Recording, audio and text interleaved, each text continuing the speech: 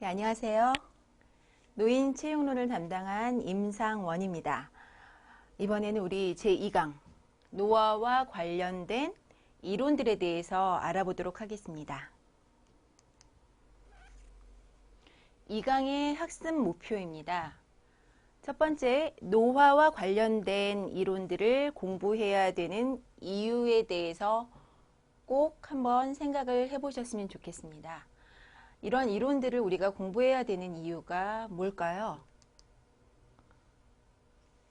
생물학적 이론, 심리학적 이론, 사회학적 이론을 여러분들이 공부함으로써 성공적 노화의 예측 요인에 대해서 이해하실 수 있기 때문입니다. 뚜렷하게 정립된 노화 이론은 아직까지 존재하지 않습니다.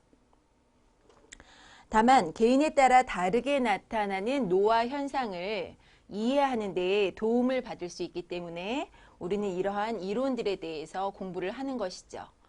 여러분들이 노인 체육 전문 지도자가 되었을 때에는 고객 개개인에게 그 개개인별로 어떻게 하면 성공적으로 노화가 진행될 수 있도록 할 수 있는지 맞춤형으로 그분들께 제시해 드릴 수 있기 때문에 이러한 이론들에 대해서 공부하는 것이 상당히 중요합니다. 이제 하나씩 꼼꼼히 살펴보도록 하겠습니다. 첫 번째, 노화와 관련된 생물학적 이론입니다. 잘 안 보이시죠? 첫 번째, 유전학적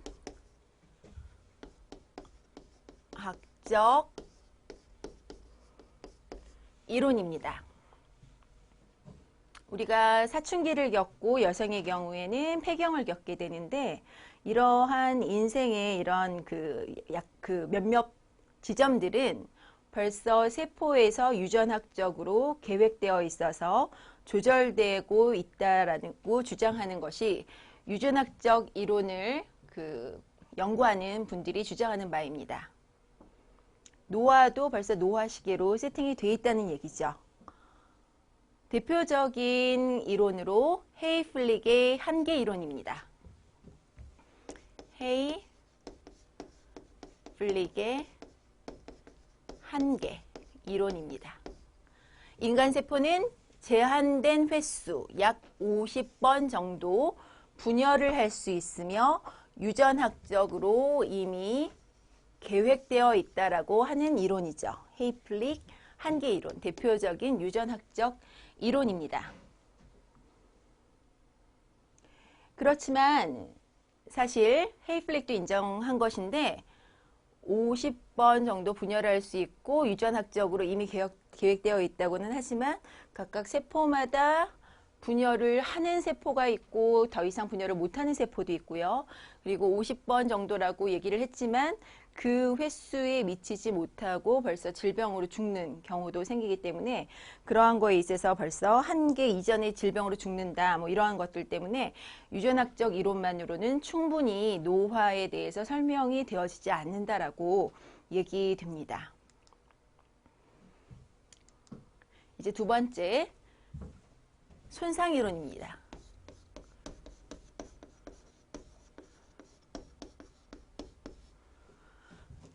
세포 손상의 누적이 세포의 기능장애 결정 요소로 작용하여 노화를 발전시킨다는 이론입니다.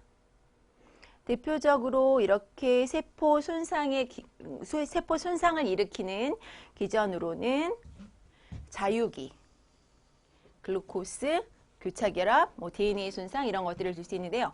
첫 번째, 자유기에 대해서 알아보죠.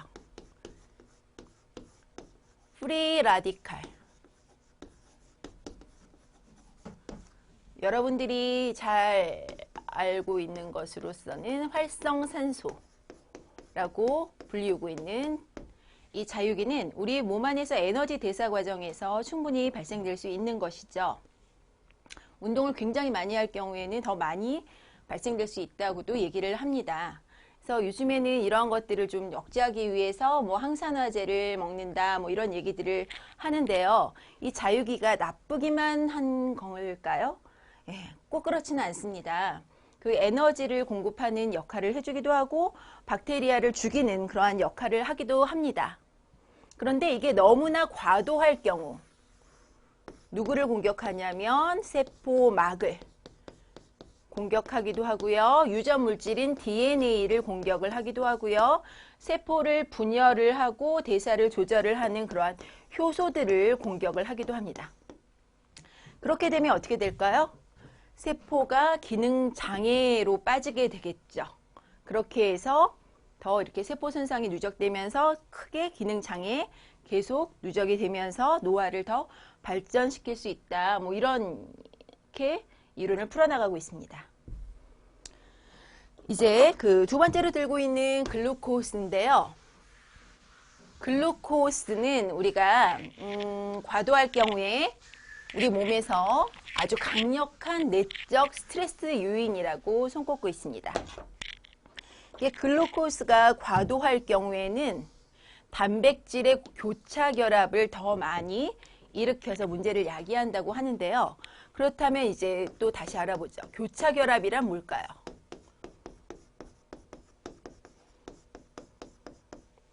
크로스 링키지, 교차 결합.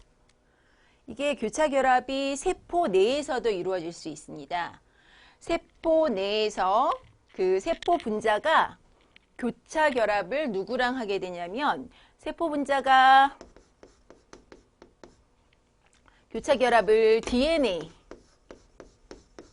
교차 결합을 하게 되면 DNA의 그 나선 구조에서 어느 일부분에 그 손상되었다고 우리 몸의 방어 체제는 그렇게 인식을 하고 그렇게 그 부분을 손상된 부분을 잘라내 버립니다.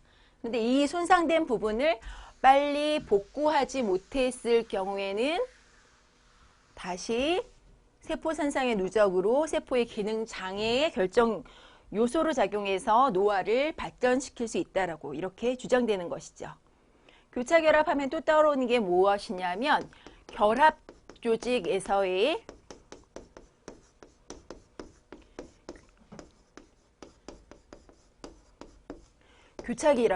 교차 결합입니다.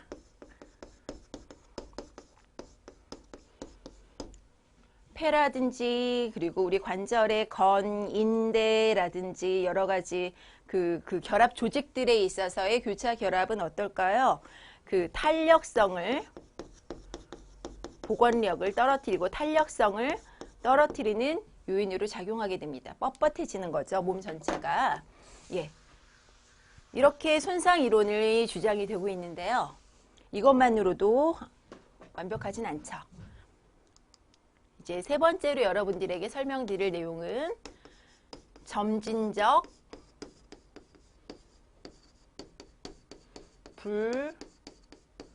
불균형 이론입니다. 아주 재밌는 이론인데요. 우리 그 몸을 다 이렇게 지배하고 조절하는 우리 뇌에 시상하부라는 곳이 있죠. 시상하부의 신경세포, 뇌에 있는 조직들은 다 신경세포들이죠. 신경세포의 손실은 이 시상하부가 누구에게 그 신호를 주냐면 뇌하 수체에게 신호를 주는데 마저 말씀드릴게요. 뇌하 수체에는 전엽이 있고 후엽이 있어서 또 목표 조직에 또 뭔가 신호, 호르몬을 분비를 해서 뭔가 신호를 또 주게 됩니다. 그래서 우리 몸을 조절하게 되는데요. 이 신경세포의 소실은 어떻게 될까요? 뇌하수체에 또 영향을 주고 이 뇌하수체는 또 그 호르몬 조절에 있어서 또 영향을 받게 되겠죠. 이제 내용을 볼까요? 뇌의 시상하부의 신경세포의 손실은 뇌하수체로부터 이들의 목표 조직에까지 광범위하게 영향을 미쳐 점차적으로 불균형 상태로 이르게 한다는 이론입니다. 좀 내용이 복잡했나요? 원래 이론은 이거보다 훨씬 복잡하죠. 지금 굉장히 간단하게 말씀을 드렸어요. 유전학적 이론, 손상 이론, 점진적 불균형 이론. 그런데 어떻다고요?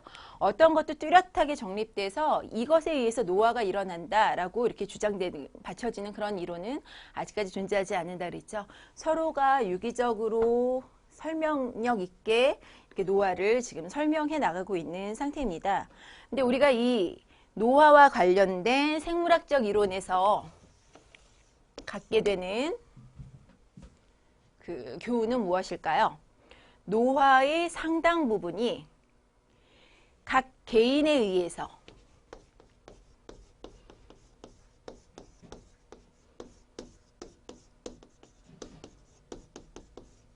조절 가능하다는 것입니다.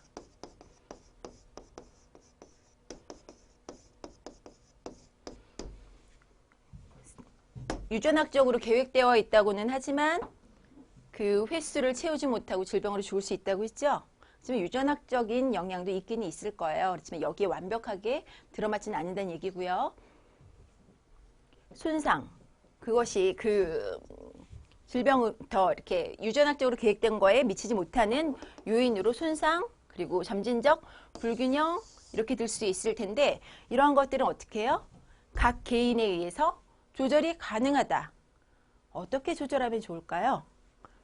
이제 그런 것들을 우리가 다음 강에서 공부를 하게 되는 것이겠죠. 노화와 관련된 생물학적 이론, 이 정도 이해해 두시면 좋을 것 같습니다. 세 가지 이론, 유전학적 이론, 손상 이론, 그리고 점진적 불균형 이론이었습니다. 다음은 노화와 관련된 심리학적 이론에 대해서 소개를 해드리겠습니다.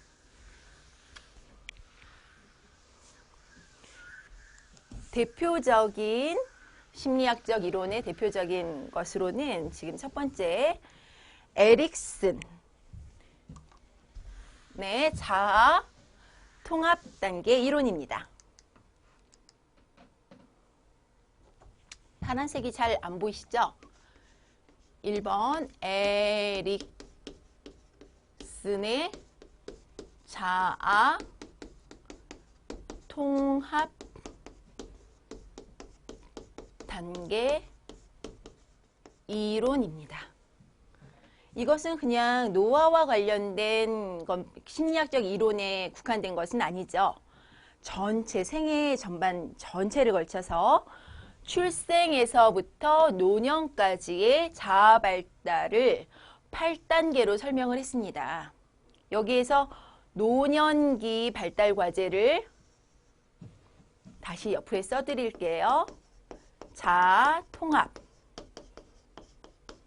그리고 절망감, 해결이라고 했습니다. 자아 통합을 그리고 절망감 해결을 하느냐 못하느냐, 그에 따라서 심리적으로 안정감을 가질 수 있느냐 없느냐가 결정된다는 것이죠. 발달의 갈등이나 위기가 잘 해결되었을 때 다음 단계로 자연스럽게 넘어갈 수 있다고 주장되는 그런 에릭슨의 자아 통합 단계 이론이었습니다. 두 번째는 볼츠의 보상이 수반된 선택적 적정화 이론입니다. 성공적 노화는 선택, 셀렉션, 적정화, 옵티마이제이션, 그리고 보상, 컴펜세이션이라는 세 가지 전략과 관련된 과정으로 보았습니다. 조금 이해하기가 어려우시죠? 한 가지 예를 들어 드릴게요. 어떤 어르신이 다리가 불편하셔서 잘 이동이 어려우십니다. 어떤 선택이 좋을까요? 그냥 집에 계신다. 집에서 TV 보고 그리고 누워 계신다. 아니면 지팡이라는 것을 이용을 해서라도 어떻게든 앞에 노인정이라도 나가신다 라는 선택을 할 수 있겠죠. 노인정에 나가서 친구를 만나고 그리고 같이 어딘가에 뭐 이렇게 노인정에서는 이렇게 버스 대절해서 여행도 가시죠. 이렇게 여행도 가보고 이런 식으로 이렇게 해보겠다 마음을 먹어서 선택을 하십니다. 그래서 거기에 대해서 어떻게든 좋은 방식으로 본인이 활동할 수 있는 방법들을 최대한 뭐 지팡이를 이용을 한다거나 아니면은 좋은 친구를 거기서 사귄다거나 아니면 좀 더 어린 노인을 친구로 이렇게 좀 힘 있는 노인을 사귄다거나 해서 이렇게 가장 최상으로 본인이 이용할 수 있는 것들을 활용합니다.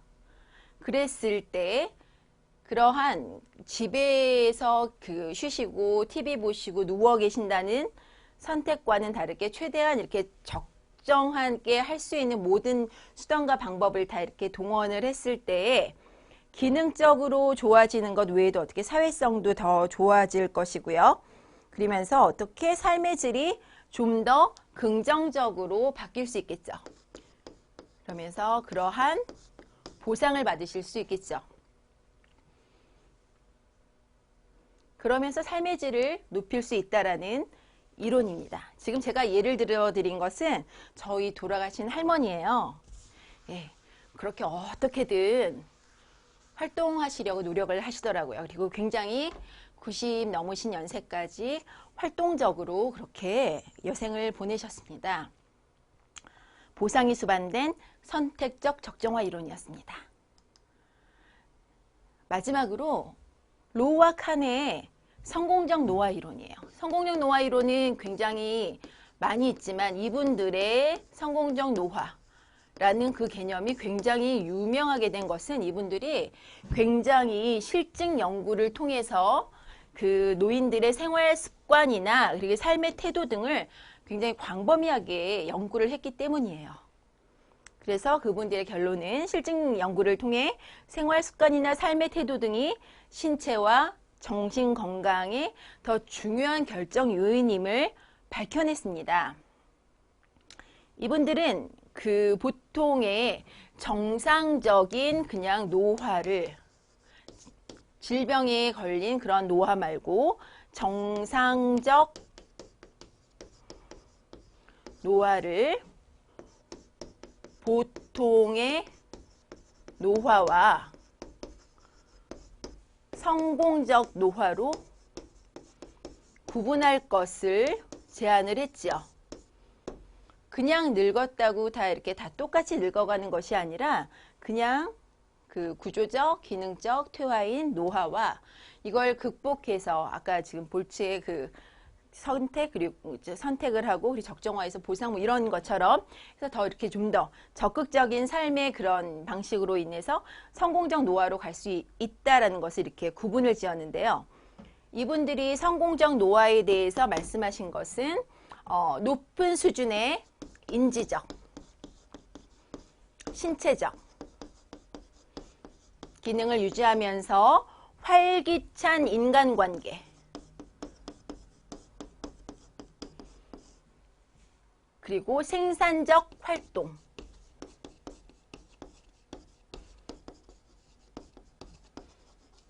활동에 적극적으로 참여하는 것을 성공적 노화라고 그렇게 표현을 했습니다. 지금 이렇게 성공적 노화를 이렇게 쭉 보니까 어느 분이 떠오르시나요? 예, 우리 앞서 이분을 봤었죠? 제주도 백세 할머니, 박군생 할머니. 딱 올해 100세 되셨죠? 이 할머니의 노화가 그냥 정상적 노화 중에 보통의 노화라고 부르기에는 좀 뭔가 아쉬웠죠? 그렇죠. 성공적 노화라는 것입니다. 인지적 수준, 신체적 수준, 그리고 인간관계, 아들의 그 식당 일을 도와주시고 주문받고 막 이런 일을 하셨다고 했죠. 생산적 활동에 적극적으로 참여하는 그 성공적 노화를 여러분들이 이해하기에 너무나 그 좋은 예가 될 것 같습니다. 이제 마지막으로 노화와 관련된 사회학적 이론에 대해서 살펴보도록 하겠습니다. 여러분들이 이해하시기 쉽도록 다 생물학적, 심리학적, 사회학적 이론들이 다 세 가지씩인데요. 첫 번째, 노화와 관련된 사회학적 이론의 첫 번째는 바로 분리 이론입니다.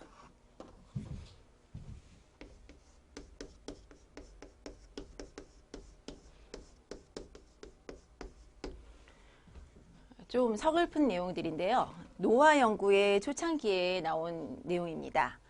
노화란 사회적 역할 및 상호작용의 감소를 가져오기 때문에 사회로부터의 분리는 정상적이며 불가피한 것이다. 따라서 노인들 스스로 사회로부터 자발적으로 물러나서 자신 내부의 생활에 집착하게 되는 것을 피할 수 없는 현실로 받아들여야 한다라고 설명을 했습니다. 이제는 많이 이게 받아들여지지 않고 있는 이론이죠. 요즘 많이 받아들여지는 이론은 이 활동 이론입니다.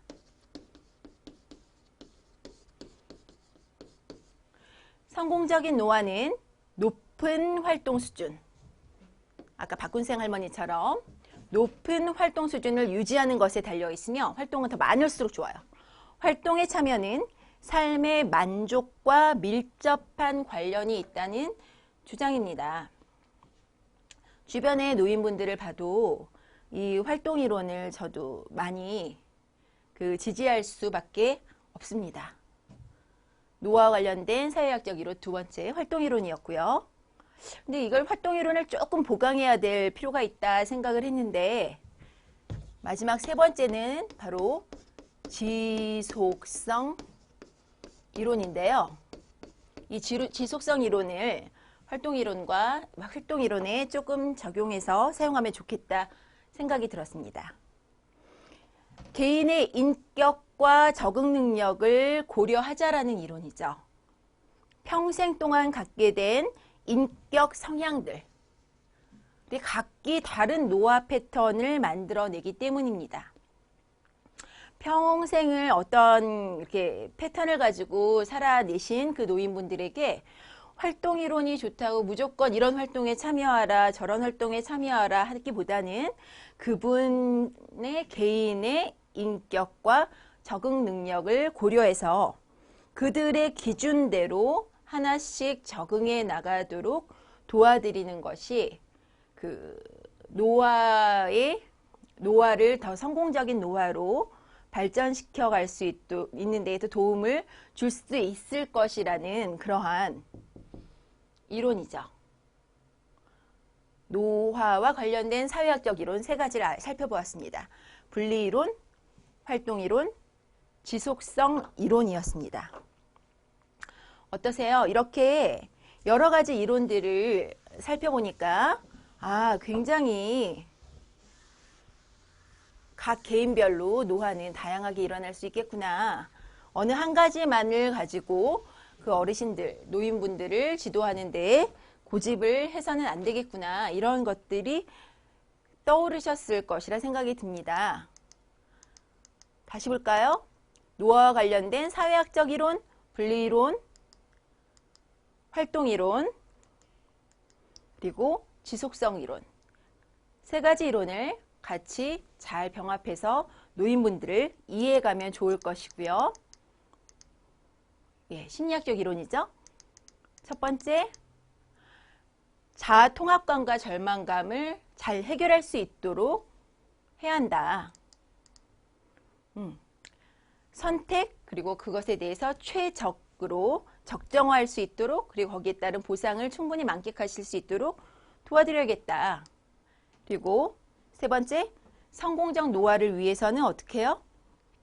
인지적, 신체적 기능을 유지하면서 활기찬 인간관계, 생산적 활동에 적극적으로 참여할 수 있도록 이렇게 삶의 태도, 생활 습관을 그렇게 좋게 가져야 되겠다. 이런 그 여러 가지 심리학적 이론들에 대해서 잘 이해를 하고 그 자신이 운동을 지도하게 되는 노인분들의 특성을 잘 파악을 한다면 여러분들이 그분들의 노화의 진행에 있어서 그냥 정상적인 보통의 노화로 진행이 되실 분을 좀 더 성공적인 노화를 경험하실 수 있도록 도와드릴 수 있을 것이라는 생각이 듭니다.